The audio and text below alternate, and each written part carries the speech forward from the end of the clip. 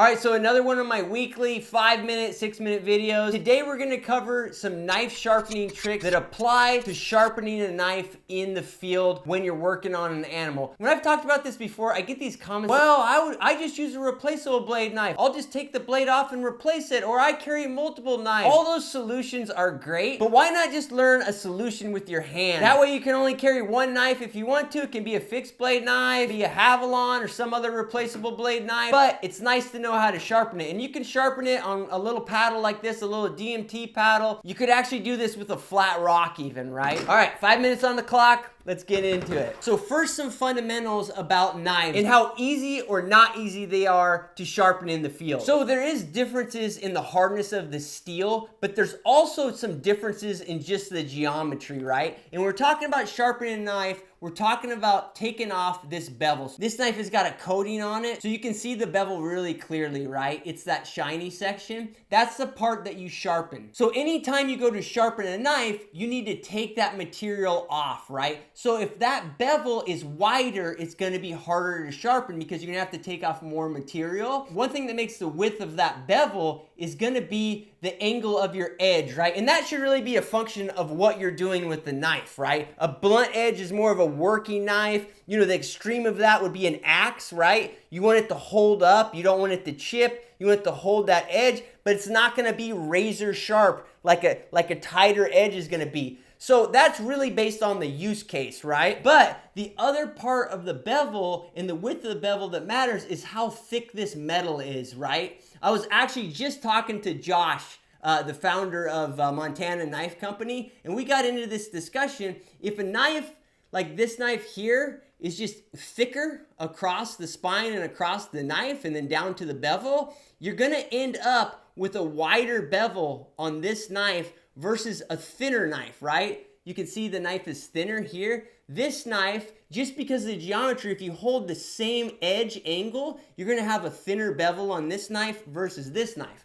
And then obviously, if the steel is harder, regardless of the width of the bevel, if you hold that the same, the harder steel is gonna be harder to sharpen. So that kind of gives you an understanding of what makes a knife hard to sharpen or not hard to sharpen. Now, one trick, and this is what I really wanted to cover, we get into these situations where we're 3/4 of the way through skinning a bear or 3/4 of the way through a bull elk, and it's dark and it's shitty and we just want to get done. And what happens is we push our knife a little bit, right? We tend to push it beyond the ability to just hone it up on like a ceramic rod or equivalent. We've really pushed the knife into the sharpening scenario, but we want to get the job done, right? And we don't have the time and effort to work that whole bevel down, regardless if it's a wide bevel or a thin bevel. And just so you guys know, this goes on replaceable blade knives too. In replaceable blade knives, they have a really wide bevel. But what I'm getting at is you're in this scenario where you just want to get through the animal. What you can do is you can kind of split the bevel, right? Or put a micro bevel on the knife. So your whole bevel is dull, but if you want a quick solution, you can take your sharpener, whatever you're using to sharpen, and let's say that this right here would be holding the knife across the whole bevel, okay? So as if you're gonna sharpen the whole bevel of the knife, that whole wide part on this knife, the shiny part, right? But if we put that on there and we tilt it up a little bit, now we're halfway through the bevel. We can sharpen that knife. Here's our normal bevel, and now we go up and then into a micro bevel. We can put that on there. On a lot of these knives, we're talking about 5-6 strokes on each side at that higher angle, right? Lifting the spine of the knife, adding that micro bevel. Do that on both sides, and you go back down to the elk you're working on, the bear you're working on, and your knife is sharp and you can finish the job. And that goes for these replaceable blade knives. When I was using replaceable blade knives, I did this all the time, right? Because once everything's dirty, I've got blood and grease and hair all over my hands, it's a pain in the ass to remove these replaceable blades, right? And even on the variations of these type of knives where it's a little bit easier, you still gotta deal with that. It's easier just to finish the job. I can take a replaceable blade knife like this, slam a micro bevel on it, literally in 2 or 3 strokes on each side and finish the job. So it's a nice trick on these too.